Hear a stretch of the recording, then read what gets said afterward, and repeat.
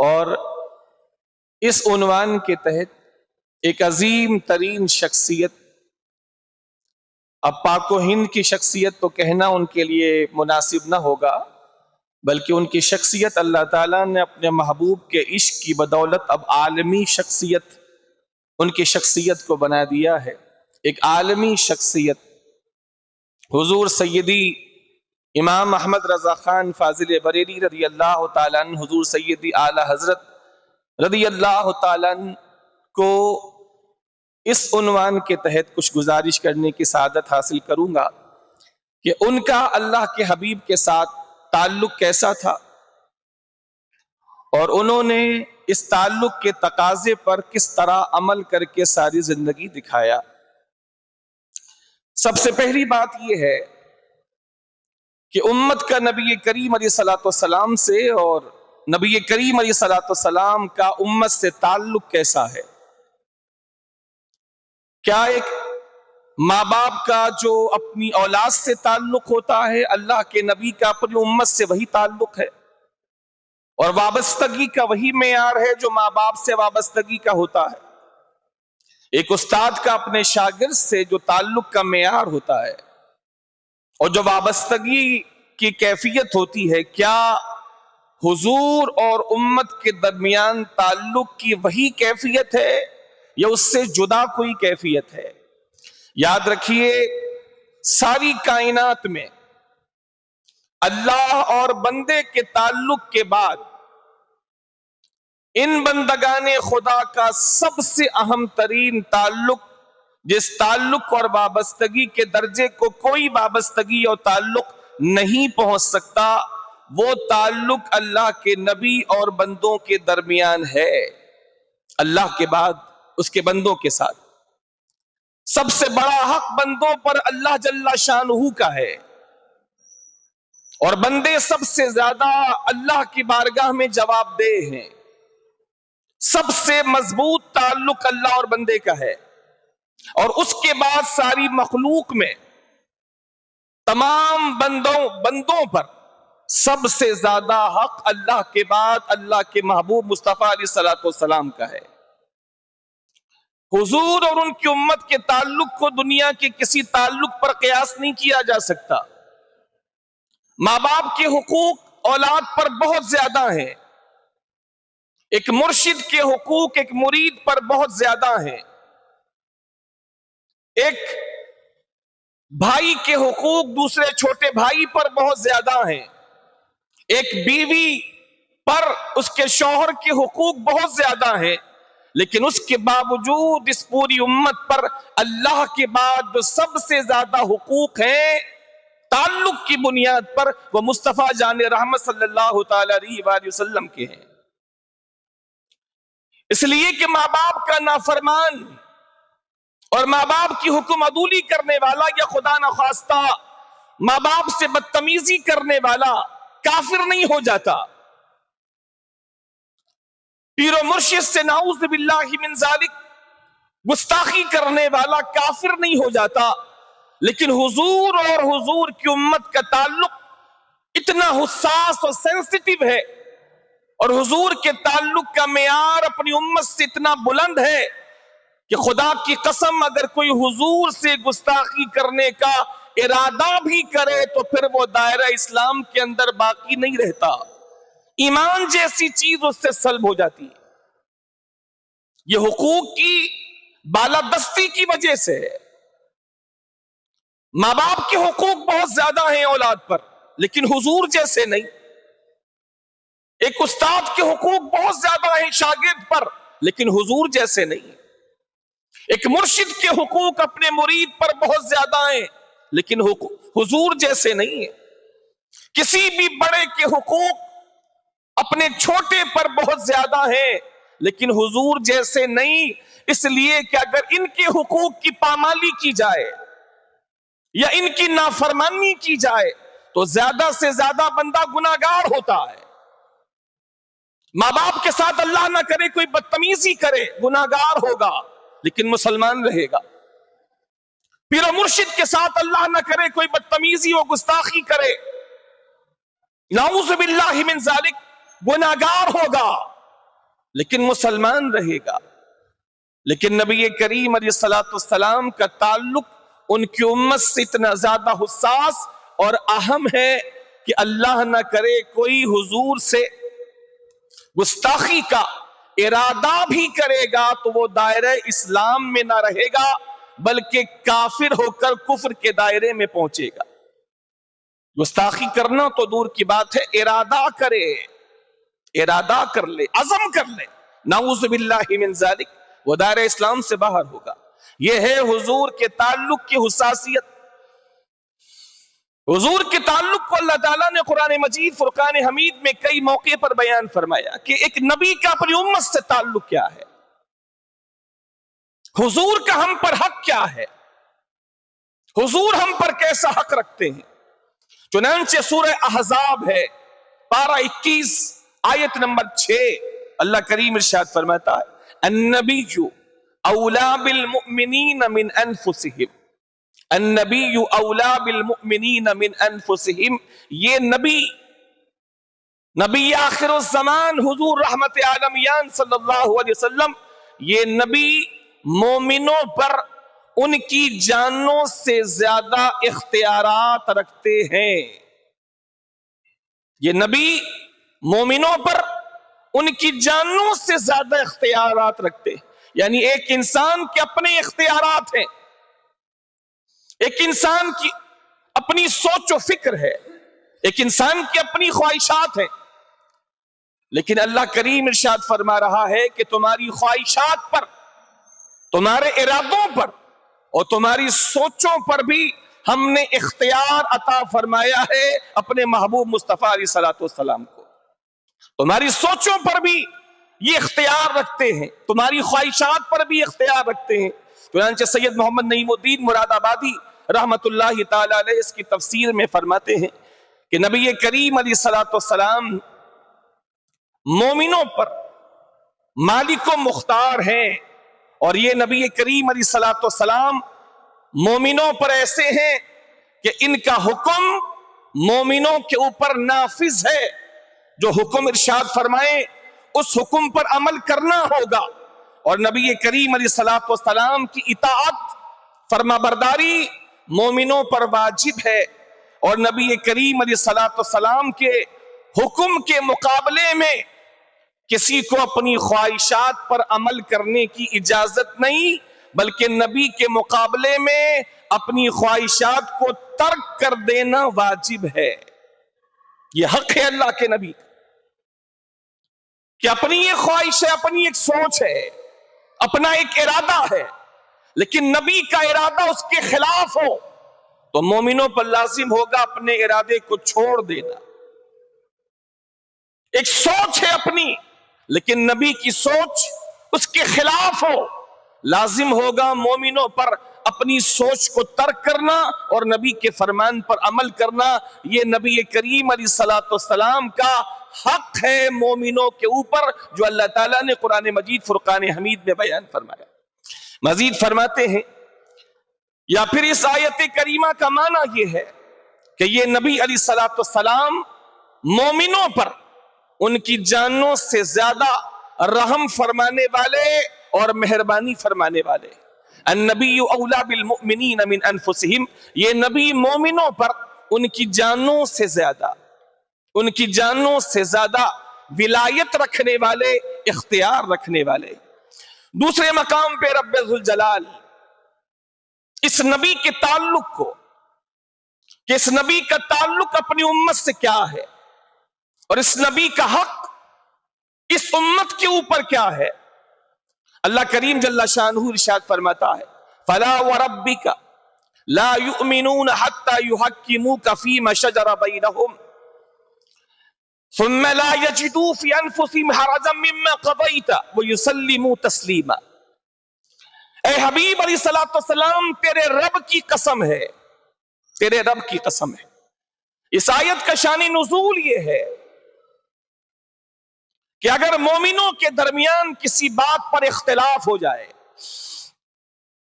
مومنوں کے درمیان کسی بات پر اختلاف ہو جائے تو لازم ہے کہ وہ اللہ کے نبی علیہ الصلوۃ والسلام کی بارگاہ میں اپنے مسئلے کو لے کر پیش ہوں اور ان کے جھگڑے میں اگر نبی کوئی فیصلہ کر دیں تو پھر مومنوں پر یہ لازم ہوگا کہ وہ نبی کے فیصلے کو دل و جان سے تسلیم کرے اور دل میں اس فیصلے کے خلاف کوئی خیال نہ آنے دے، بلکہ اس کو پوری طرح قبول کر لے۔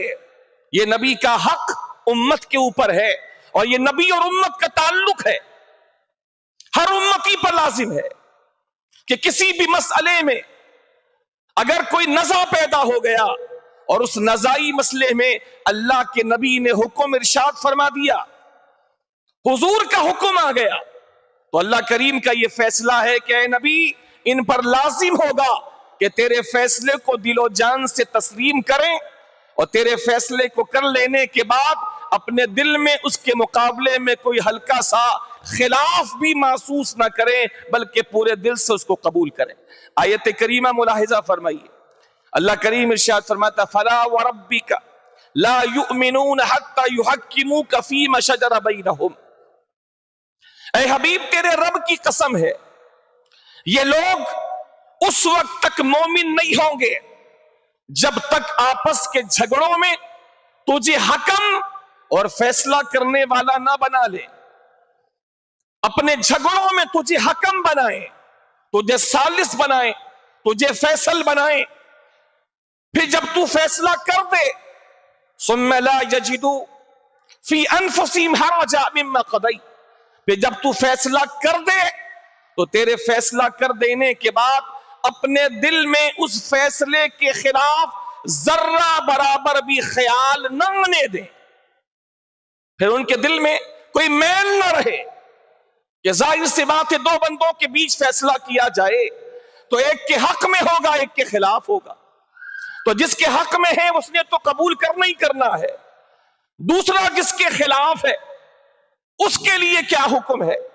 اب کتنا نازک تعلق ہے اللہ کے رسول کا اور ان کی امت کا کہ دل میں زبان سے تو کچھ کہنا ہی نہیں ہے، حضور آپ نے یہ کیا فیصلہ کر دیا،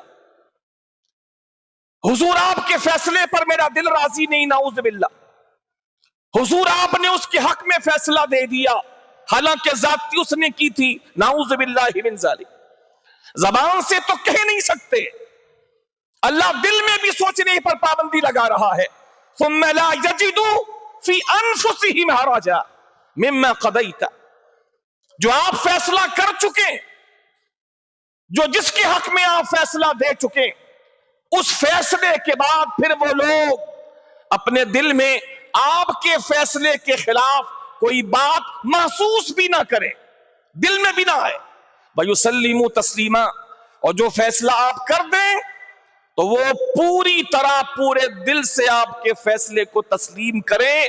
یہ کیفیت صرف اللہ اور رسول کی ہے۔ آپ دنیا میں کسی کے فیصلے کے خلاف بھی کوئی بات سوچ سکتے ہیں، کر سکتے ہیں، ایک کورٹ کا فیصلہ منظور نہ ہوا دوسرے کورٹ میں جا کے فیصلہ اپنا کروا سکتے ہیں، ایک بندے کا فیصلہ منظور نہ ہوا دوسرے کے پاس جا سکتے ہیں، ایک قاضی کا فیصلہ منظور نہ ہوا دوسرے قاضی کے پاس جا سکتے ہیں، لیکن یہاں اللہ اپنے محبوب کو کیا عظیم عزت عطا فرما رہا ہے، فرمایا دوسری جگہ جانے کی تو بات ہی درکنار کہ کوئی کسی اور جگہ جا کے فیصلے کی خواہش کرے، بلکہ جو فیصلہ ہو چکا، محبوب جو فیصلہ آپ کر چکے، اب ان مومنوں پر لازم ہے اس فیصلے کو پورے دل سے قبول بھی کریں اور ان کے دل میں ہلکا سا میل بھی آپ کے فیصلے کے خلاف نہ آنے پائے۔ یہ ایمان کا تقاضا ہے اور رحمان کا تقاضا ہے۔ یہ نبی کریم علیہ الصلوۃ والسلام کا ان کی امت سے تعلق ہے، لہذا بندوں کے ساتھ سب سے عظیم تعلق اللہ کا، اور اللہ کے بعد اللہ کے بندوں پر سب سے زیادہ حق محبوب مصطفیٰ کا، اور اللہ کے بعد سب سے زیادہ عظیم تعلق محمد مصطفیٰ علیہ الصلوۃ والسلام، سب سے عظیم تعلق محمد مصطفیٰ علیہ الصلوۃ والسلام۔ اسی تعلق سے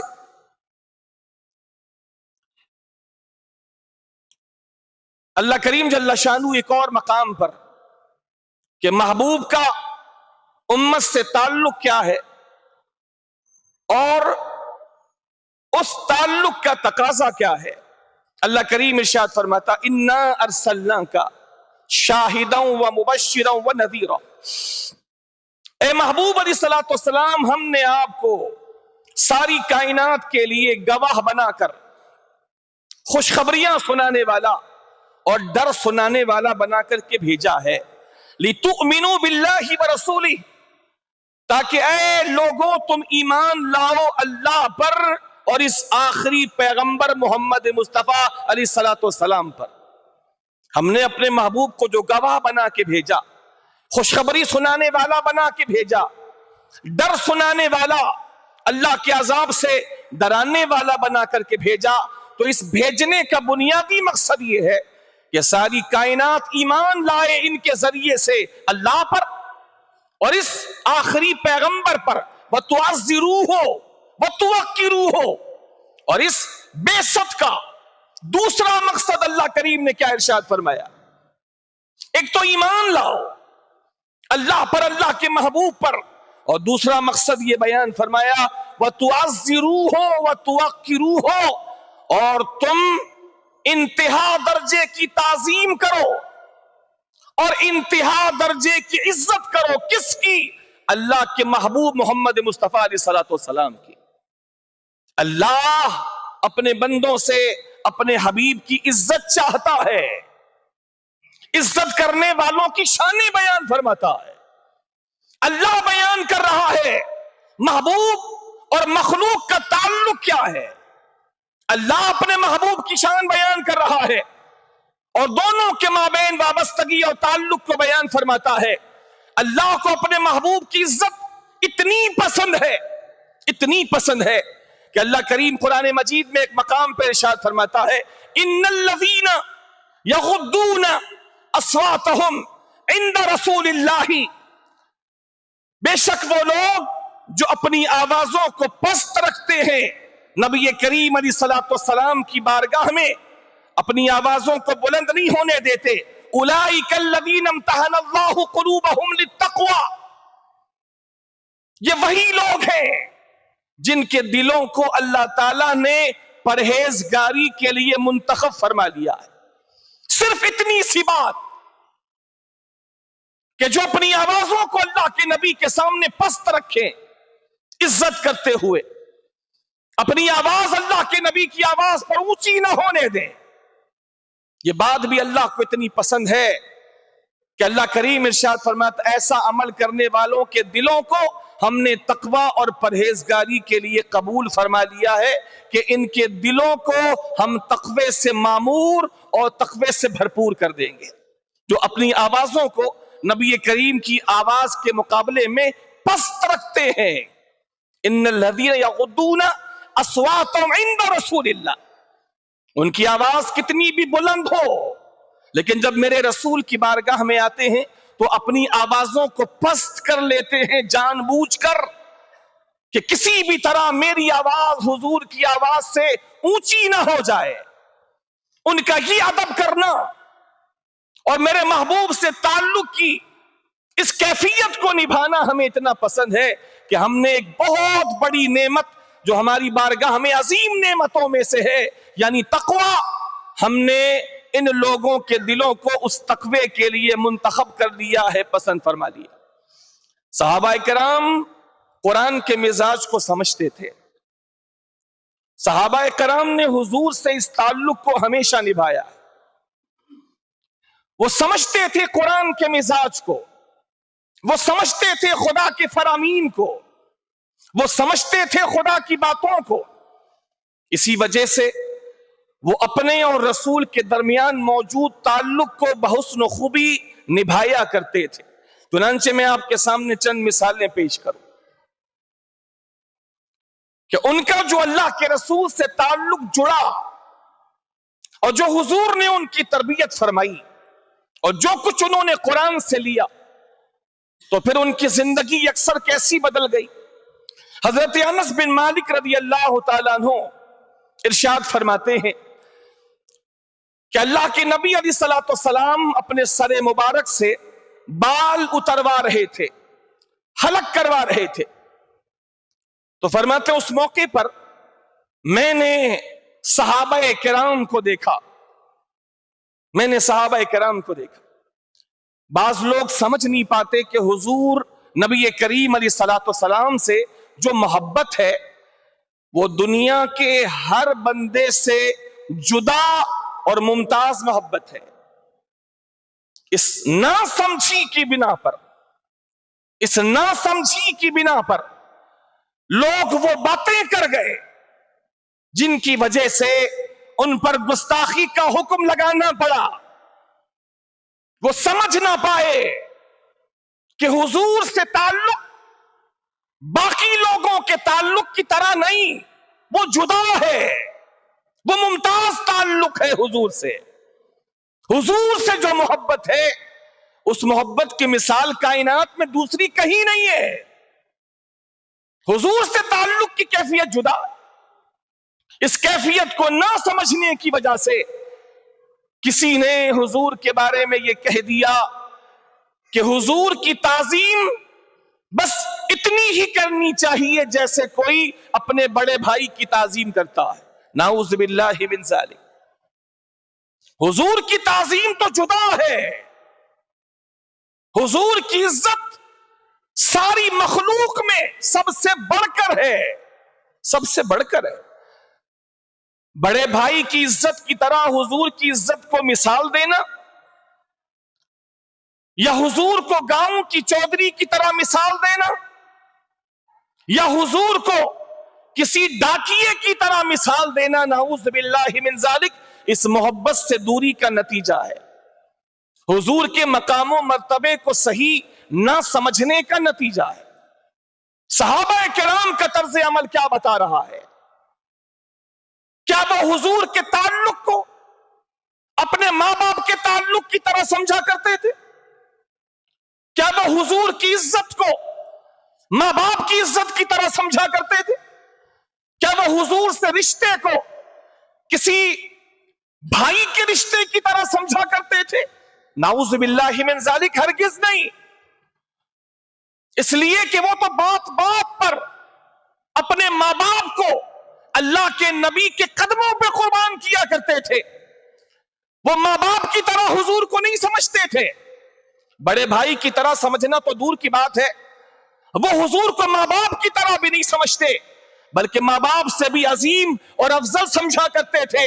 وہ تو اپنی بات کی ابتدا ہی ایسے کرتے تھے کہ بات کرنے سے پہلے یہ کہا کرتے تھے، یا رسول اللہ میرے ماں باپ آپ کے قدموں پر قربان ہو جائے،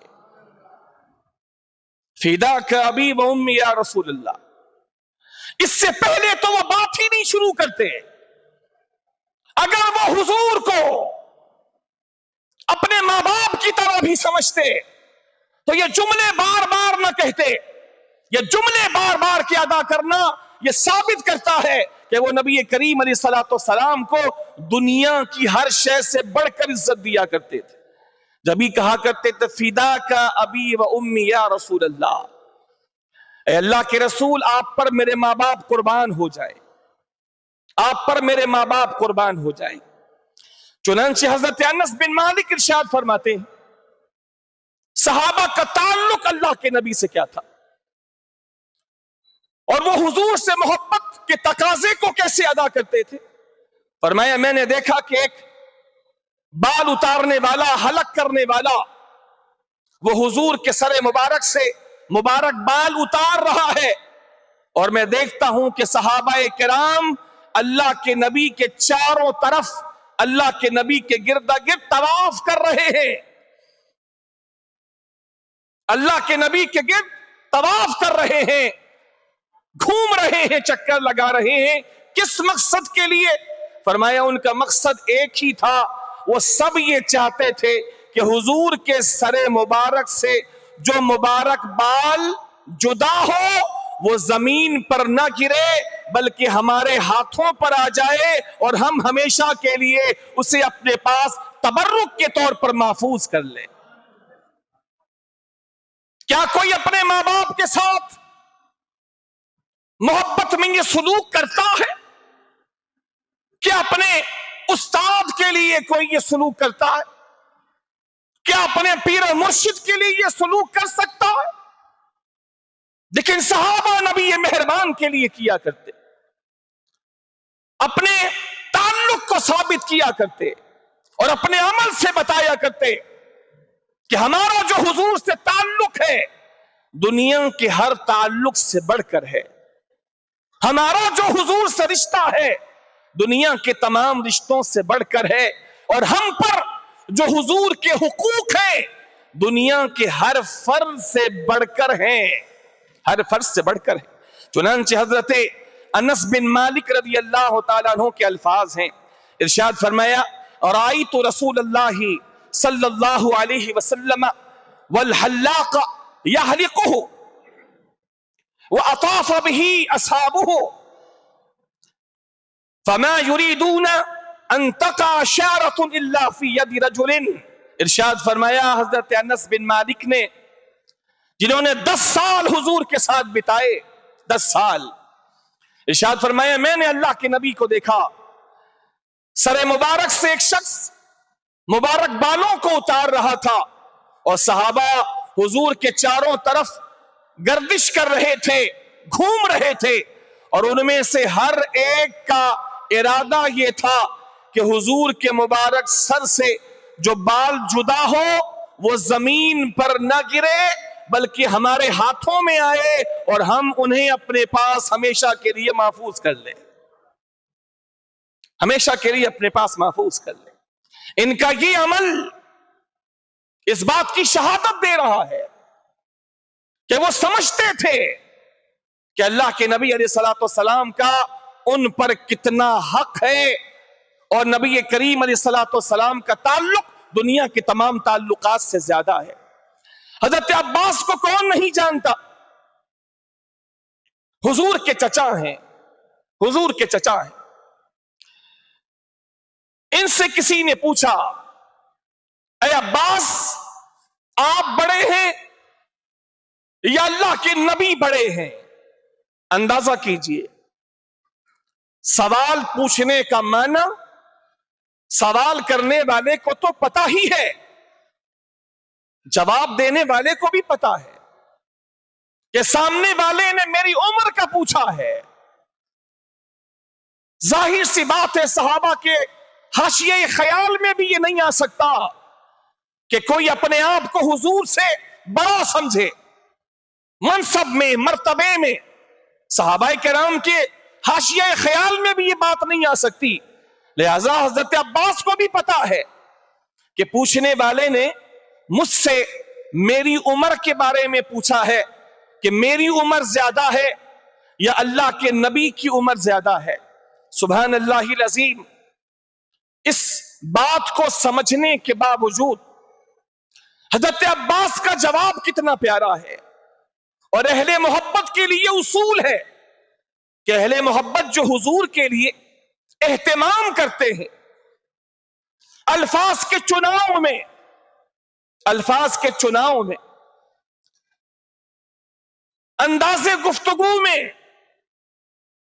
किसी चीज को बयान करने में जब हुजूर की बात आ जाए तो अहले मोहब्बत जो एहतमाम करते हैं अल्फाज के चुनाव में, इसके लिए उसूल हजरत अब्बास रज़ी अल्लाह तआला अन्हु का ये फरमाने मुबारक है कि जब इनसे पूछा गया ये बताइए कि आप बड़े हैं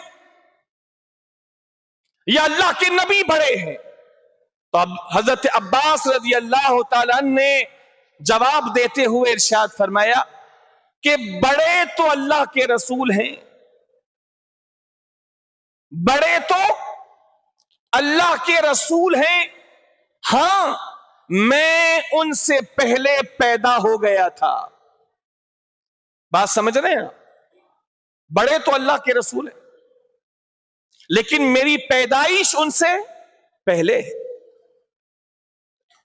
अगर चाहते तो ये जवाब दे सकते थे, हां मैं बड़ा हूं, क्योंकि सामने वाले ने जो सवाल किया था वो उम्र के बारे में सवाल किया था कि उम्र में आप ज्यादा हैं या अल्लाह के नबी। हजरत अब्बास عباس کو بھی پتا تھا کہ پوچھنے والے نے میرے منصب اور مرتبے کے بارے میں نہیں پوچھا، اور نہ وہ پوچھ سکتا ہے اور نہ کوئی پوچھ سکتا ہے، کیونکہ یہ بات سب کو پتا ہے، اللہ کے بعد اگر کسی کا مقام و مرتبہ ہے ساری کائنات میں تو محمد مصطفیٰ کا ہے۔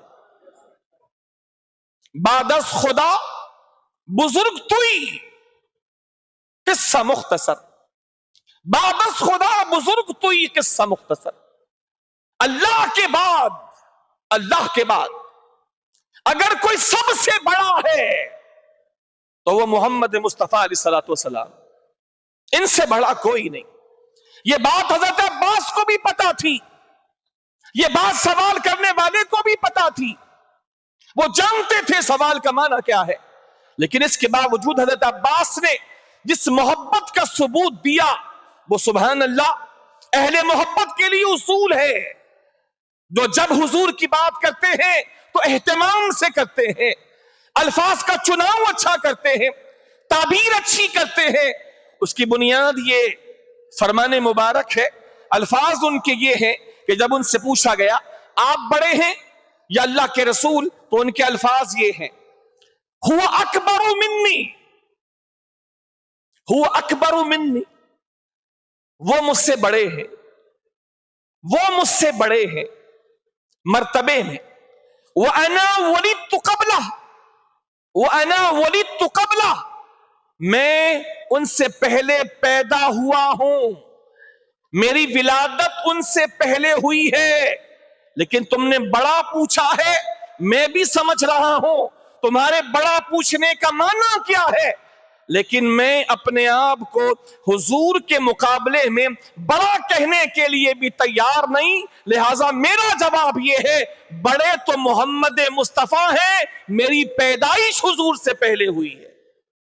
یعنی عمر میں یہ بڑے تھے، جو پہلے پیدا ہوگا وہ بڑا ہوگا، عمر ان کی زیادہ تھی، لیکن انہوں نے اپنے آپ کو حضور کے مقابلے میں بڑا کہنا بھی پسند نہیں کیا، حضور کے مقابلے میں عمر میں بھی بڑا کہنا پسند نہ کیا، بلکہ یہ فرمایا کہ بڑے تو حضور ہیں، میری پیدائش حضور سے پہلے ہوئی ہے۔ یہ ادب ہیں صحابہ کرام کے، یہ ادب ہیں صحابہ کرام کے۔ جب حضور کلام کرتے تو سارے خاموش، ایسے ہوتے جیسے سروں پر پرندے بیٹھے ہیں کہ ذرا سا ہلے اور پرندے ان کے سروں سے اڑ جائیں، پرندے ان کے سروں سے اڑ جائیں۔ یہ حضور نبی کریم علیہ الصلوۃ والسلام سے ان کا تعلق بھی ہے، اور اس تعلق کے تقاضے پر ان کا پورا اترنا بھی ہے۔ اب میں آپ کے سامنے نبی کریم علیہ الصلوۃ والسلام سے جو تعلق میں نے آپ کے سامنے بیان کیا کہ ایک نبی اور امت کا تعلق کیا ہے، ایک نبی اور امت کا تعلق استاد و شاگرد جیسا نہیں، ایک نبی اور امت کا تعلق ایک باپ اور بیٹے جیسا نہیں، ماں اور بیٹے جیسا نہیں، بلکہ حضور اور امتی کا جو تعلق ہے ہر تعلق سے بڑھ کر ممتاز اور جدا ہے۔ اس کو سمجھنے کے بعد اب دو تقاضے میں آپ کے سامنے وقت کے پیش نظر پیش کروں گا، اور اس کی روشنی میں سیدی امام احمد رضا رضی اللہ تعالیٰ عنہ کی کچھ باتیں پیش کرنے کی سعادت حاصل کروں گا۔ اس تعلق کے دو تقاضے، حضور سے وابستگی کے دو تقاضے،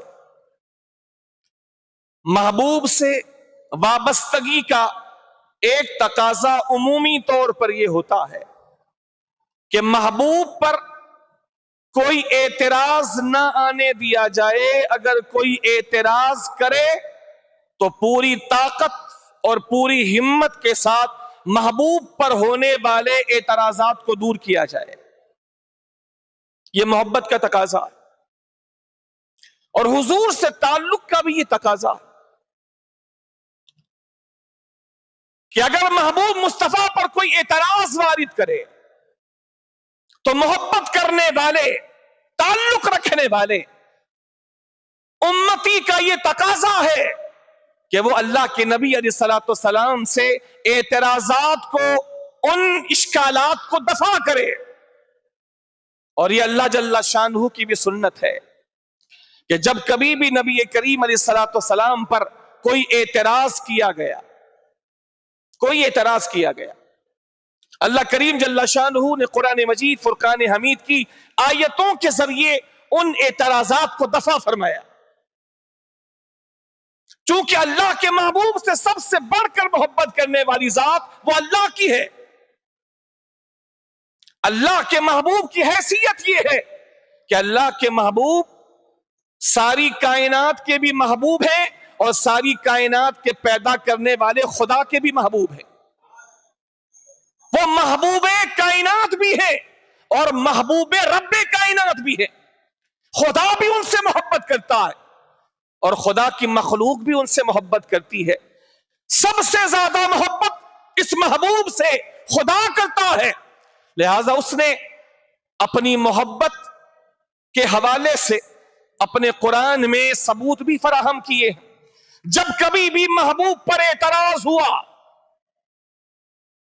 کسی نے کوئی کلام کیا، اللہ کریم نے اس کے اعتراض کا جواب دیا. مثال کے طور پر نبی کریم علیہ الصلوۃ والسلام کو ابو لہب نے تانا کرتے ہوئے کہا، اے محمد علیہ السلام، تو نے ہمیں اسی کام کے لیے بلایا تھا کہ تو اپنی پیغمبری کی باتیں کرے، تیرا ہاتھ ٹوٹ جائے. اس نے اللہ کے نبی سے کہا، اے محمد تیرا ہاتھ ٹوٹ جائے، یا اے محمد تیری انگلی جس سے تو اشارے کر کے کلام کرتا ہے تیری انگلی ٹوٹ جائے. اس نے اعتراض کیا اللہ کے نبی پر، اس نے اللہ کے محبوب پر. جب یہ تان کیا اور اس طرح کی بکواس کی کہ اے محمد تیرا ہاتھ ٹوٹ جائے، اللہ رب العزت نے اس کے اس تان کا، اس بکواس کا جواب دیتے ہوئے قرآن مجید میں پوری ایک سورت اللہب نازل فرما کر فرمایا، اے ابو لہب تیرے دونوں ہاتھ ٹوٹ جائیں اور تو تباہ و برباد ہو جائے، اور تو تباہ و برباد ہو گیا. تبت یدا ابی لہب وتب. اس نے بکواس کی تھی محبوب پر، محبت کا تقاضا تھا جواب دیا جائے. اس نے بکواس کی تھی محبوب خدا پر، محبت و تعلق کا تقاضا تھا کہ محبوب پر ہونے والی بکواس کا جواب دیا جائے، محبوب کی تکلیف کو رفع کرنے کا سامان کیا جائے. اس نے کہا محمد علیہ السلام تیرا ہاتھ ٹوٹ جائے. رب فرماتا ہے ابو لہب کہ دونوں ہاتھ ٹوٹ جائیں، وہ تباہ و برباد ہو جائے، اور وہ تباہ و برباد ہو گیا. ما اغنى عنه ماله وما كسب سيصلى نارا ذات لهب وامرأته حمالة الحطب في جيدها حبل من مسد. اس پوری سورت مبارکہ کو اٹھا کر بار بار پڑھیے. اس میں صرف ابتدا سے انتہا تک محبوب کی محبت کی جھلکیاں ہیں. ابتدا سے انتہا تک محبت کے تقاضے کو پورا کرنا ہے. اس لیے کہ ابتدا سے انتہا تک اللہ تعالیٰ نے ابو لہب اور اس کی بیوی ام جمیل کی شامت اور اس کی بربادی کو بیان فرمایا. کیوں؟ پوری صورت ابتدا سے انتہا تک ابو لہب کی شامت ہے، ابو لہب کی بربادی کا بیان ہے. کیوں بھلا؟ صرف اس لیے کہ اس نے محبوب خدا کی شان میں بکواس کی تھی. اللہ نے پوری صورت اس کی مذمت میں اور اپنے محبوب کی عزت کو بڑھانے کے لیے نازل فرمائی. محبوب یہ کہتا ہے تیرا ہاتھ ٹوٹ جائے، ہم خدا کہتے ہیں اس کے ہاتھ ٹوٹ جائیں، اور ٹوٹ ہی گئے. نہ اس کا مال اس کے کام آئے گا، نہ اس کی کمائی، اس کی اولاد اس کے کام آئے گی. عنقریب بھڑکتی ہوئی آگ میں جھونکا جائے گا. اس کی بیوی جو تیرے لیے کانٹے چن چن کے لاتی ہے جنگل سے تاکہ تیرے راستے میں بچھائے اور تجھے کانٹے چبھے تو اس کو خوشی ہو، اے محبوب ہم تو اس کو ایسی موت ماریں گے کہ لکڑیوں کا گٹھا اس کے سر پہ ہوگا اور رسی اس کے گلے میں ہوگی اور وہی گٹھا پیچھے گرے گا اور رسی اس کے گلے میں پھنسے گی اور وہیں بلک بلک کے مر جائے گی، کوئی اس کو بچانے والا نہ ہوگا۔ ابو لہب بھی برباد ہوگا، اس کی بیوی بھی برباد ہوگی، عزت و شان باقی رہے گی تو محمد مصطفیٰ کی باقی رہے گی۔ تبت یدا ابی لہب وتب، آپ شروع سے آخر تک پڑھیں، اس میں نماز کا بیان نہیں ہے، اس میں نماز کا بیان نہیں ہے، اس میں زکوٰۃ کا بیان نہیں ہے، اس سورت کریمہ میں جہاد کا بیان نہیں ہے، اس سورت کریمہ میں کسی اور مسئلے کا بیان نہیں، بلکہ کائنات کے سب سے بڑے مسئلے کا بیان ہے، اور وہ مسئلہ یہ ہے کہ جب بھی محبوب پر کوئی اعتراض کرے تو خدا کی سنت پر عمل کر کے اس اعتراض کرنے والے کو منہ توڑ جواب دیا جائے، اس اعتراض کرنے والے کو منہ توڑ جواب دیا جائے۔ کسی نے اللہ کے نبی کے بارے میں کہا یہ جو باتیں کرتے ہیں اور کہتے ہیں اللہ ہمیں فرماتا ہے، یہ کوئی اللہ کی باتیں نہیں کرتے، ان پر جن آتا ہے، جن، یہ مجنون ہے۔ مجنون اس کو کہتے ہیں جس پر جن آتا ہو۔ لوگوں نے کہا یہ مجنون ہے، ان پر جن آتا ہے۔ لوگوں نے اللہ کے نبی کو مجنون کہا کہ یہ جن اور آسیب زدہ ہیں، ان پر جن کا اثر ہے، آسیب کا اثر ہے۔ سبحان اللہ العظیم۔ لوگوں نے کہا، کسی بدبخت نے کہا اللہ کے نبی کے بارے میں کہ ان پر جن ہے، اللہ کریم جواب دیتے ہوئے ارشاد فرماتا ہے، نون والقلم وما یسطرون ما انت بنعمت ربک بمجنون۔ نون، قسم ہے نون کی، والقلم وما یسطرون، قسم ہے اللہ کو قلم کی، قسم ہے اللہ کو اس لکھائی کی جو قلم لکھتا ہے، اللہ کو قلم کی قسم، اللہ کو قلم کے لکھے ہوئے کی قسم، ما انت بنعمتی ربک بمجنون، اے میرے محبوب تو اپنے رب کی نعمتوں کے سبب ہرگز بھی مجنون نہیں ہے، بلکہ تو خدا کا محبوب ہے۔ ما انت بنعمت ربک بمجنون، مجنون انہوں نے کہا تھا، مجنون حضور کو کافروں نے کہا تھا۔ جواب خدا دے رہا ہے، جواب خدا دے رہا ہے۔ یہ دو مثالیں میں نے آپ کے سامنے پیش کی اس بات کو ثابت کرنے کے لیے کہ حضور سے امت کا جو تعلق ہے، اس تعلق کا تقاضا یہ ہے کہ خدا نخواستہ کوئی حضور پر اعتراض کرے تو امت کا یہ فرض ہے کہ محبوب پر ہونے والے اعتراض کا جواب دے تاکہ وہ خدا کی سنت بھی ادا کر سکے اور محبت کا تقاضا بھی پورا کر سکے۔ یہ محبت کا تقاضا کہ کوئی اگر محبوب خدا پر اعتراض کرے تو امت جس کا تعلق اللہ کے حبیب سے ہے، ہر تعلق سے بڑا تعلق، اس امت کا فرض ہے کہ اپنے نبی پر ہونے والے اعتراض کا جواب دے اور دندان شکن جواب دے، اور ایسا جواب دے کہ سامنے والا بلبلا اٹھے۔ جب اللہ نے یہ سورت نازل فرمائی تو ابو لہب کی بیوی بلبلا اٹھی اور ایک بڑا پتھر لے کر حضور کو زخم و چوٹ پہنچانے کے لیے آئی۔ صدیق اکبر بھی بیٹھے تھے اور اللہ کے نبی بھی بیٹھے تھے۔ جب یہ سورت نازل ہوئی تو ایسی تکلیف پہنچی اللہ کے جواب سے جو اللہ نے اپنے محبوب کی محبت میں جواب دیا اعتراض کا، بلبلا اٹھے دونوں۔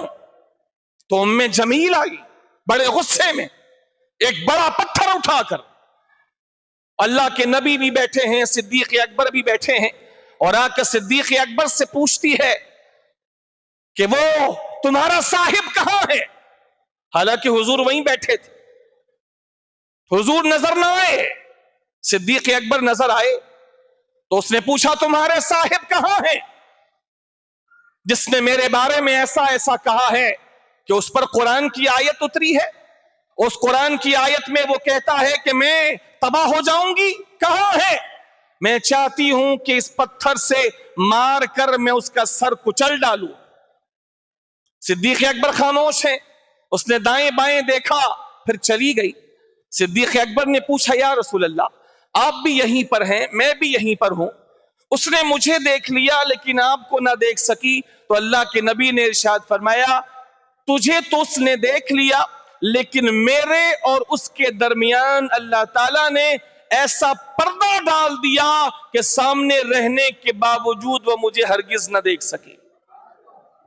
تو اس سورہ مبارکہ سے یہ بات بھی پتا چلی کہ دشمن رسول کو جواب ایسا دیا جائے کہ دشمن رسول بلبلا اٹھے. ہلکا جواب نہ ہو, ہلکا جواب نہ ہو, جواب ایسا ہو کہ سامنے والا بلبلا اٹھے اور برداشت نہ کر سکے اور مزید انتقام پر ابھر آئے اور اپنے انجام کو پہنچے.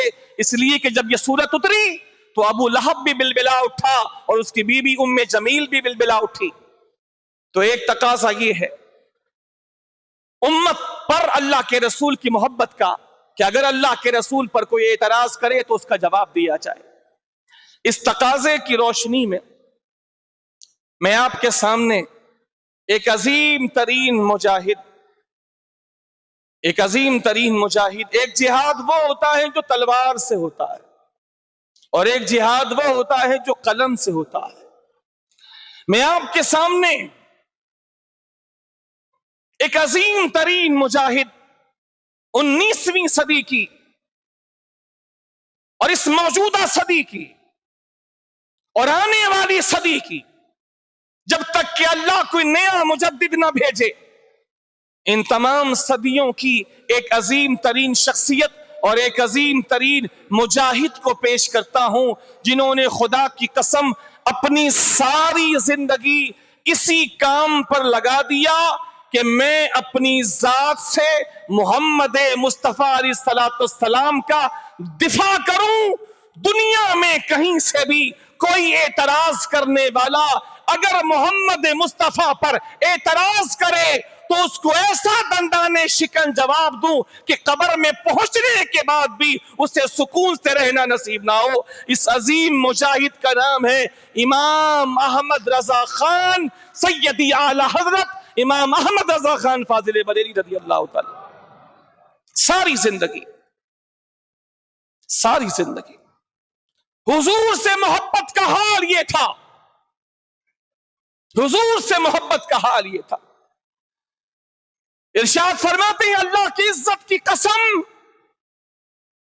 اگر میرے دل کے 2 ٹکڑے کیے جائیں, اللہ کی قسم ہے اگر میرے دل کے 2 ٹکڑے کیے جائیں تو ایک ٹکڑے پہ لکھا ہوگا لا الہ الا اللہ اور دوسرے ٹکڑے پر لکھا ہوگا محمد الرسول اللہ. اللہ کی قسم کھا کے کہتے ہیں, اللہ کی قسم ہے اگر میرے دل کے 2 ٹکڑے کرے کوئی تو وہ دیکھے گا کہ ایک پر لکھا ہوگا لا الہ الا اللہ اور دوسرے پر لکھا ہوگا محمد الرسول اللہ صلی اللہ علیہ وسلم. ساری زندگی اپنے اس تعلق کے تقاضے کو پورا کرتے رہے. عام طور پر میٹھا میٹھا سب کو اچھا لگتا ہے, کڑوا لوگوں کو اچھا نہیں لگتا. حضور سے تعلق لوگ اس وقت تک صحیح طرح نبھاتے ہیں معذرت کے ساتھ جب تک اپنی ذات پر کوئی مشکل نہ آ جائے. غلام ہے رسول کے غلام ہے. غلام یہ رسول میں موت بھی قبول ہے, جو ہو نہ عشق مصطفیٰ تو زندگی فضول ہے. بات بڑی اچھی ہے لیکن اس پر عام طور پر لوگ اس وقت تک عمل کرتے ہیں جب تک اپنی عزت پر بات نہ آ جائے، جب تک اپنی جان پر بات نہ آ جائے، جب تک اپنی اولاد پر بات نہ آ جائے، جب تک اپنے کاروبار پر بات نہ آ جائے، جب تک اپنے گھر بار پر بات نہ آ جائے، لوگ اس وقت تک اس نعرے پر کھڑے ہوتے ہیں۔ لیکن جب بات اپنی عزت پر آئے، کوئی گالیاں دینے لگے، کوئی ذات پر اتر آئے، کوئی عزت اچھالنے لگے، تو اس وقت یہ نعرہ لگانے والوں میں سے 1000 میں سے 999 پیچھے ہو جاتے ہیں۔ 1000 میں سے 999 پیچھے ہو جاتے ہیں۔ یار میں یہ رسک نہیں لے سکتا، گھر پر پولیس کی گاڑی کھڑی ہو جائے گی، میں اس سے زیادہ نہیں کر سکتا، جو میں نے کر دیا سو کر دیا۔ ہتھکڑیاں لگیں گی، اگر حضور کے لیے کھڑا ہوا تو میں یہ نہیں کر سکتا، میرے بچوں پہ بات آئے گی، میں اس حد تک نہیں جا سکتا، وہ میری بے عزتی شروع کر دیں گے، میری عزت پر بات آ جائے گی، میں اس سے آگے نہیں جا سکتا۔ میں آپ سے عرض کروں، جس نے اپنی اولاد کی عزت، اپنے گھر بار کی عزت، خود اپنی عزت، اپنا سب کچھ جس نے اللہ کے نبی کی عزت کے لیے قربان کر دیا، ساری زندگی قربان کرتا رہا، بار بار یہ کہتا رہا میری عزت حضور کی عزت پر قربان، میری اولاد حضور کی عزت پر قربان، میرا سب کچھ گھر بار میرے رسول کی عزت پر قربان، جو ساری زندگی اس طرح حضور کے سامنے اعتراض کرنے والوں کے مقابلے میں ڈھال بنا رہا، اس شخصیت کو دنیا امام احمد رضا کے نام سے جانتی ہے۔ جب گالیاں آتی تھی امام احمد رضا کو، جب گالیاں لکھی ہوئی آتی تھی اور لوگ کہتے تھے حضور لوگ آپ کو گالیاں دے رہے ہیں، تو ارشاد فرمایا کرتے تھے میں اللہ کا شکر ادا کرتا ہوں، جب لوگ مجھے برا کہتے ہیں، جب لوگ مجھے گالیاں دیتے ہیں، میں اس وقت خوش ہوتا ہوں اس بات پر کہ جتنی دیر وہ لوگ مجھے گالیاں دیتے ہیں، کم سے کم اتنی دیر تک وہ میرے محبوب کو برا کہنے سے تو اپنی زبان کو روک لیتے ہیں،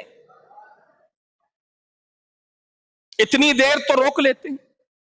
میں چاہتا ہوں اپنے رسول کے لیے آڑ بن جاؤں، ڈھال بن جاؤں، جس کو جو کرنا ہے میرے ساتھ کرے، میں حضور کے لیے ڈھال بن جاؤں، میری عزت حضور کی عزت پر قربان، میری اولاد حضور کی عزت پر قربان، میرا سب کچھ حضور کی عزت پر قربان۔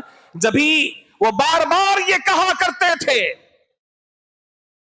اور اپنی زندگی کا وظیفہ اس بات کو بنایا تھا، انہیں جانا انہیں مانا، نہ رکھا غیر سے کام، انہیں جانا انہیں مانا، نہ رکھا غیر سے کام۔ ہم نے تو ساری زندگی سرکار ہی کو جانا، سرکار ہی کو مانا، جو کوئی بھی سرکار سے دور ہے وہ غیر ہے، جو سرکار سے دور ہے وہ غیر ہے، وہ اللہ سے دور ہے، وہ اللہ کی رحمت سے دور ہے۔ جبھی کہتے تھے انہیں جانا انہیں مانا، نہ رکھا غیر سے کام، للہ الحمد میں دنیا سے مسلمان گیا۔ تمام تعریفیں اللہ کے لیے ہیں، اسی بنیاد پر کہ میں نے ساری زندگی حضور کو جانا اور حضور ہی کو مانا، اسی بنیاد پہ اللہ کے فضل سے میں دنیا سے مسلمان جا رہا ہوں، اپنا ایمان سلامت لے کر جا رہا ہوں۔ دنیا میں بھی اللہ تعالیٰ نے امام احمد رضا کو عزت عطا فرمائی اسی بنیاد پر، اور کل محشر میں بھی دنیا دیکھے گی اللہ جو ان کو عزت عطا فرمائے گا، سارے اہل محشر پر وہ عزت بھی واضح ہو جائے گی۔ ساری زندگی اپنی وصیت میں لکھتے ہیں، یہ ہے محبت کا تقاضا، اپنی وصیت میں اپنے چاہنے والوں کو وصیت کرتے ہوئے ارشاد فرماتے ہیں، فرمایا جس سے، یہ چند جملے سن لیجئے، انسان کو پہچاننے کے لیے اس کی تقریر، اس کی تحریر، اس کے شاگرد، اس کے بچے، اور خود اس کی ذات کے شب و روز یہ سب سے بڑی دلیل ہوا کرتے ہیں انسان کو پہچاننے کے لیے انسان کیسا ہے۔ ان کی وصیت سنیے، کس طرح ساری دنیا کے مسلمانوں کو وصیت فرما رہے ہیں۔ ان کے الفاظ ہیں، وہی سن لیں، اگر ضرورت پڑی تو میں تشریح کر دیتا ہوں۔ ارشاد فرمایا، جس سے اللہ و رسول کی شان میں ادنا توہین پاؤ، پھر وہ تمہارا کیسا ہی پیارا کیوں نہ ہو، اس فوراً اس سے جدا ہو جاؤ۔ جس کو بارگاہ رسالت میں ذرا بھی گستاخ دیکھو، پھر وہ تمہارا کیسا ہی بزرگ معظم کیوں نہ ہو، اپنے اندر سے اسے دودھ سے مکھی کی طرح نکال کر پھینک دو۔ یہ ان کی وصیت ہے۔ انسان کے الفاظ، اس کا لہجہ، اس کے شب و روز بتاتے ہیں کہ وہ اندر سے کیا ہے۔ وصیت کر رہے ہیں کہ جس بندے کو بھی تم دیکھو کہ اللہ اور رسول کی شان میں ادنا سی بھی توہین کرتا ہے، اشارے میں یا لکھنے میں یا بولنے میں یا اپنے لہجے سے کسی طرح بھی ادنا سا توہین بھی دیکھو، تو فرمایا پھر وہ تمہارا کیسا ہی پیارا کیوں نہ ہو، کتنا بھی تمہیں عزیز ہو، بیٹا ہو نعوذ باللہ، یا بھائی ہو، یا تمہارا مرشد ہو، یا تمہارا استاد ہو، فرمایا کہ کوئی بھی ہو، کتنا بھی پیارا ہو، فوراً اس سے جدا ہو جاؤ۔ اب اس سے کیا تعلق؟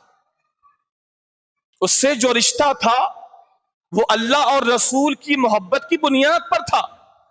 جب وہ اللہ ہی کی توہین کرنے والا ہے، جب وہ رسول اللہ کی توہین کرنے والا ہے، تو پھر میرا اور اس کا کیا تعلق، میرا اور اس کا کیا رشتہ؟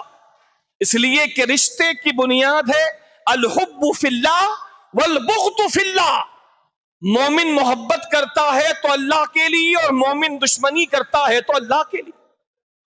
فرمایا جدا ہو جاؤ، جس کو بارگاہ رسالت میں ذرا بھی گستاخ دیکھو، کہ جس نے حضور کی بارگاہ میں ذرا سی بھی گستاخی کی، زبان سے یا تحریر سے یا انداز سے یا لہجے سے، کیسے بھی، فرمایا پھر وہ تمہارا کیسا ہی بزرگ معظم عزت دار کیوں نہ ہو، اپنے اندر سے اسے ایسے نکال کر پھینک دو جیسے دودھ میں سے مکھی نکال کر پھینک دیتے ہیں۔ یہ امام احمد رضا صرف وصیت نہیں کر رہے، بلکہ ساری زندگی اس پر عمل کرتے رہے، ساری زندگی اس پر عمل کرتے رہے، ساری زندگی حضور کے دشمنوں سے دشمنی، حضور کے گستاخوں سے دشمنی، اور ساری زندگی حضور کے دوستوں سے دوستی نبھاتے رہے۔ حضور کی حدیث الحب فی اللہ والبغض فی اللہ پہ عمل کرتے رہے۔ جب کبھی بھی حضور پر کوئی اعتراض ہوا، اللہ پر اعتراض ہوا، تو محبت کا تقاضا میں نے کیا بتایا کہ محبوب پر اعتراض ہوگا تو محبت کرنے والے کی ذمہ داری کیا ہے؟ جواب دے۔ محبت کرنے والے کی ذمہ داری کیا ہے؟ بولیے، جواب دے، چونکہ یہ اللہ کی سنت ہے۔ جب کبھی بھی اللہ رسول پر اعتراض ہوا، اللہ کے دین پر اعتراض ہوا، رسول اللہ کے دین پر اعتراض ہوا، امام احمد رضا خان فاضل بریلی رضی اللہ تعالیٰ عنہ صف اول میں آ کر جواب دینے والوں کی امامت کرنے والے۔ حضور کے ختم نبوت پر اعتراض ہوا، کوشش کی گئی کہ حضور کے بعد ایک اور نبی کو کھڑا کیا جائے، مرزا غلام قادیانی کو کھڑا کیا گیا، ایک بہت بڑا فتنہ کھڑا کیا جا رہا تھا اسلام کے مقابلے میں، اسلام کے نام پر حضور کی نبوت پر ڈاکہ ڈالا جا رہا تھا، اور علماء نے کئی کتابیں لکھی، بڑے بڑے علماء نے کتابیں لکھی. پیر مہر علی شاہ صاحب رحمت اللہ تعالی علیہ نے سیف چشتیائی لکھی, اور بزرگوں نے کئی کتابیں لکھی. امام احمد رضا خان فاضل بریلی رضی اللہ تعالیٰ عنہ نے قادیانی کے خلاف, قادیانیت کے خلاف اور حضور کے آخری نبی ہونے کے حوالے سے امام احمد رضا نے دندان شکن 5 سے زیادہ مستقل کتابیں امام احمد رضا نے لکھی, جس میں قادیانیت کے تابوت میں آخری کی ٹھوک دی. چنانچہ میں چند کتابوں کے نام امام احمد رضا نے جو لکھی وہ نام آپ کے سامنے ذکر کرتا ہوں. چونکہ محبت کرنے والے پر محبت کا یہ تقاضا ہے کہ محبوب پر اعتراض ہو تو محبت کرنے والا جواب دے. امام احمد رضا ساری زندگی یہ کام بڑی خوش اسلوبی سے کرتے رہے, لہذا ایک کتاب لکھی قادیانی کے خلاف جس کا نام ہے جزاء اللہ عدوہ بإبائہ ختم النبوہ.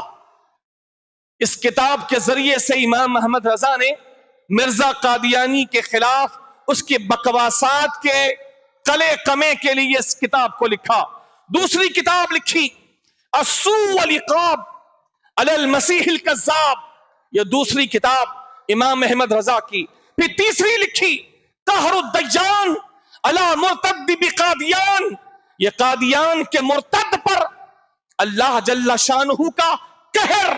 اس نام سے امام احمد رضا نے قادیانی کے خلاف تیسری کتاب لکھی. چوتھی کتاب المبین ختم النبیین, امام احمد رضا نے حضور کے آخری نبی ہونے کو ثابت کرنے کے لیے امام احمد رضا نے یہ چوتھی کتاب لکھی. اس کے علاوہ اور کتابیں بھی امام احمد رضا نے اس فتنے کے خلاف, جس فتنے نے اللہ کے آخری نبی کی نبوت پر ڈاکہ ڈالنا چاہا, امام احمد رضا نے سد راہ کے لیے یہ کتابیں لکھ کر قادیانی اور قادیانیت کو ہمیشہ کے لیے دفن کر دیا. اس کے علاوہ حضور کی شریعت پر حملہ کیا گیا. انڈیا میں یہ کوشش کی گئی کہ کسی طرح گائے کی قربانی ختم کر دی جائے, چونکہ ہندوؤں کو تکلیف ہوتی ہے گائے کی قربانی کرنے سے. لہذا کئی لوگ, کئی سیاسی رہنما اور کئی دیندار کہلانے والے اس بات پر راضی ہو گئے کہ ہندوؤں کو راضی کرنے کے لیے, ان کے ساتھ تعلقات اچھے رکھنے کے لیے, مشترکہ ہندوستان میں جب پاکستان نہیں بنا تھا اس وقت ہندو بھائیوں کو خوش رکھنے کے لیے اور شر و فساد سے بچنے کے لیے گائے کی قربانی کو ختم کر دیا جائے. گائے کے بجائے اونٹ ذبح کر لیے جائیں, بکری ذبح کر لی جائے, گائے کی قربانی ختم کر دی جائے. ہندوؤں کی سازش یہ تھی کہ اس طریقے سے آہستہ آہستہ مسلمانوں کو ان کے شعار سے دور کر دیا جائے, اور مسلمانوں کا جو شعار ہے, جو مسلمانوں کی اپنی پریکٹس ہے, اس سے دور کر دیا جائے. امام محمد رضا خان فاضل بریلی رضی اللہ تعالیٰ عنہ نے اس وقت بھی شریعت اسلامیہ کی حفاظت کے لیے پوری باک پن کا مظاہرہ کرتے ہوئے ایک کتاب لکھی, اور گائے کی قربانی کے بارے میں ہندوؤں کی سیاست کا پردہ چاک کیا, اور ہندوؤں کی سیاست کے پھیرے میں جتنے بھولے بھالے مسلمان آ چکے تھے سبوں کو خبردار کیا. چنانچہ اس موقع پر ہندوستان میں رہتے ہوئے ہندوؤں کے خلاف مسلمانوں کے شعار کو باقی رکھنا ایک مشکل کام تھا, لیکن اس مشکل کام کو بھی امام احمد رضا نے پوری دیانتداری سے انجام دیا, اور ایک کتاب لکھی انفس الفکر فی قربان البقر, گائے کی قربانی کے بارے میں نفیس ترین, عمدہ ترین فکر اور سوچ اس بنیاد پر انفس الفکر فی قربان البقر، گائے کی قربانی ہونی چاہیے۔ ہندوؤں کو خوش کرنے کے لیے گائے کی قربانی بند نہیں کی جا سکتی۔ آج ہندو کہہ رہے ہیں اے مسلمانوں، آپ کے گائے قربان کرنے سے ہم ہندوؤں کو تکلیف ہوتی ہے، لہذا آپ گائے کی قربانی بند کر دیں تاکہ ہم ہندوستان میں رہنے والے ہندو مسلمان آپس میں مل جل کر رہ سکیں۔ اگر آپ گائے قربان کریں گے تو ہمیں تکلیف ہوگی۔ تو امام احمد رضا نے کئی دلیلیں قائم کی قرآن و حدیث سے، اور اس میں ایک بات یہ بھی سمجھائی، مسلمانوں آج ہندو تم سے کہہ رہے ہیں کہ تم گائے ذبح کرتے ہو تو ہمیں تکلیف ہوتی ہے، اور آج تم ہندوؤں کی تکلیف دور کرنے کے لیے گائے کی قربانی بند کر دو گے، کل یہ آگے بڑھ کر کہیں گے اے مسلمانوں ہمیں تمہاری نماز اور اذان سے تکلیف ہوتی ہے، تو کیا تم آگے بڑھ کر نماز اور اذانیں بھی بند کر دو گے؟ کل یہ کہیں گے تمہاری مسجدوں سے ہمیں تکلیف ہوتی ہے، تو کیا مسجدیں بھی بند کر دو گے؟ آج موقع ہے اس معاملے میں، اگر تم سارے مسلمان جم کر کھڑے ہو جاتے ہو تو ان ہندوؤں کو مزید آگے بڑھنے کا موقع نہیں ملے گا۔ یہ گائے کی قربانی رکوانا نہیں چاہتے، بلکہ یہ ہندو تم سے تمہارے شعار کو ختم کروانا چاہتے ہیں۔ اس پر امام احمد رضا نے ہندوستان کے تمام مسلمانوں کی رہبری کرتے ہوئے، ہندوستان میں رہتے ہوئے ہندوؤں کے خلاف گائے کی قربانی پر ایک بہترین کتاب لکھی اور مسلمانوں کو اس بات پر تیار کیا، ہندوؤں کو اگر تکلیف ہوتی ہے تو ہوا کرے، مسلمان اپنے نبی کی شریعت سے پیچھے نہیں ہٹ سکتے۔ وہاں رہنمائی کرنا آسان کام نہ تھا، جبکہ کئی مسلمان کہلانے والے افراد ہندوؤں کے حق میں فتویٰ دے چکے تھے۔ اگر امام کھڑے نہ ہوتے تو ہندوستان میں گائے کی قربانی کبھی کی بند ہو چکی ہوتی۔ اسی طرح مسلمانوں کے اندر کئی ایسی خرابیاں جو مسلمانوں کے اندر نہیں ہونی چاہیے وہ در آئی تھی ہندوؤں کے ساتھ رہنے کی وجہ سے۔ امام احمد رضا نے حق بیان کرنے میں کبھی کسی کی پرواہ نہیں کی، وہ کافر و مشرک ہوتے تو بھی حق پورا بیان کرتے، اور مسلمان کہلانے والے ہوتے تو بھی حق پورا بیان کرتے، اس لیے کہ ان کا سب سے گہرا تعلق خدا کے ساتھ تھا، مصطفیٰ کے ساتھ تھا۔ کچھ لوگ مزارات کو سجدے کیا کرتے، امام احمد رضا سے سوال کیا گیا، عبادت کا سجدہ تو اللہ ہی کے لیے ہے، لیکن تعظیم کا سجدہ جو پچھلی امتوں میں تھا کہ اللہ تعالیٰ نے فرشتوں کو سجدہ کروایا، فرشتوں سے سجدہ کروایا، حضرت آدم کو،